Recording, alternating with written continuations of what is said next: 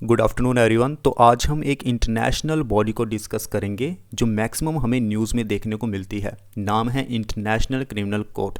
International criminal court का काम होता है कि जितने भी इंडिविजुअल्स हैं या ग्रुप्स हैं जिन्होंने नेशनल लेवल पे या फिर इंटरनेशनल लेवल पे बहुत बड़े क्राइम किए हों, जैसे कि जिनोसाइड किया होगा, ह्यूमैनिटी के अगेंस्ट क्राइम किया हो, जिनको सज़ा दिलाना बहुत ही ज़्यादा ज़रूरी हो जाता है। तो इस तरह के जो केसेस होते हैं वो देखे जाते हैं इंटरनेशनल क्रिमिनल कोर्ट के द्वारा। तो इंटरनेशनल क्रिमिनल कोर्ट की हम डेफिनेशन पढ़ते हैं।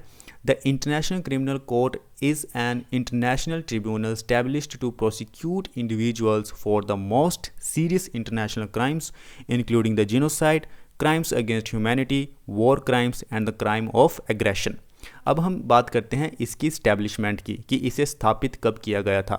The ICC was established by the Rome statute which was adopted on July 17th, 1998 and entered into the force on July 1st, 2002। तो ध्यान रखिएगा, इसे अडॉप्ट किया गया था 1998 में और ये फोर्स में आया था 2002 में। So the ICC is located in the Hague, Netherland. तो इसका जो हेडक्वार्टर है वो हेग, नीदरलैंड में है।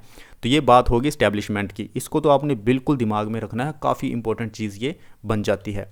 उसके बाद हम बात करते हैं जुरिस्डिक्शन की कि ICC की जुरिस्डिक्शन क्या है।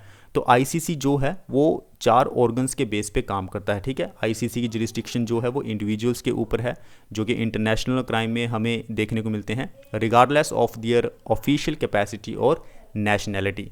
इट कैन प्रोसिक्यूट, ये उन लोगों को भी सज़ा दे सकता है जिन्होंने रोम स्टैट्यूट स्टेट पार्टी जो है उसमें टेरिटरी में कोई क्राइम किया हो। If the accused is a national of a state party or if the United Nations Security Council refers a case to the International Criminal Court। तो ये है जुरिस्डिक्शन ICC की। अब हम स्ट्रक्चर की बात करते हैं। स्ट्रक्चर जो है 4 मेन ऑर्गन्स होते हैं ICC के, इंटरनेशनल क्रिमिनल कोर्ट के। सबसे पहला जो सबसे इंपॉर्टेंट है दैट इज़ ए प्रेसिडेंसी, दूसरा है जुडिशरी, तीसरा है ऑफिस ऑफ द प्रोसिक्यूटर, चौथा है द रजिस्ट्री। सबसे ज़्यादा इंपॉर्टेंट जो है वो है प्रेसिडेंसी। प्रेसिडेंसी जो है वो ओवरऑल एडमिनिस्ट्रेशन को देखती है कोर्ट के। उसके बाद जुडिशरी आ गई, नाम से पता चलता है कि जजेस होंगे जो कि केसेस को देखेंगे, अपील्स को देखेंगे। उसके बाद हमारे पास आ जाता है प्रोसिक्यूटर, जो कि इन्वेस्टिगेट करते हैं केसेस को और प्रोसिक्यूट करते हैं केसेस को। उसके बाद हमारे पास आता है registry. Registry is responsible for non judicial aspects of the courts operation. Courts के जो नॉन जुडिशियल एस्पेक्ट होते हैं उनको देखा जाता है रजिस्ट्री के द्वारा। ICC has conducted investigation. अब हम देखते हैं कि अभी तक ICC ने 1998 में इसकी फॉर्मेशन हुई थी, अभी तक इन्होंने क्या काम किया है। तो ICC ने बहुत सारे इन्वेस्टिगेशंस देखे हैं, प्रोसिक्यूशन भी दिया है उन्होंने related to the various conflict situations around the world, जैसे कि Uganda, Democratic Republic of the Congo, Sudan और अदर्स। तो ये सारे केसेस इंटरनेशनल क्रिमिनल कोर्ट ने देखे हैं।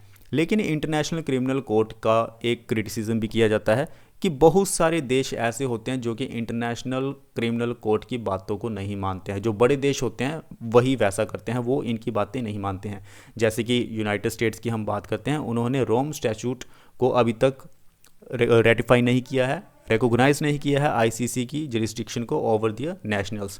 तो ये एक छोटा सा क्रिटिसिज्म होता है ICC का। अदरवाइज इंटरनेशनल क्रिमिनल कोर्ट जो है वो अपना काम अच्छे से करती है, डिसीजन भी बहुत अच्छे से देती है। लेकिन अगर इसे वर्ल्ड लेवल पे स्ट्रॉन्ग बनाया जाएगा तो काफ़ी इंपॉर्टेंट बॉडी ये बन जाती है इंटरनेशनल लेवल पे। तो आज हमने ICC की बात की, मिलते हैं नेक्स्ट वीडियो में। Thank you.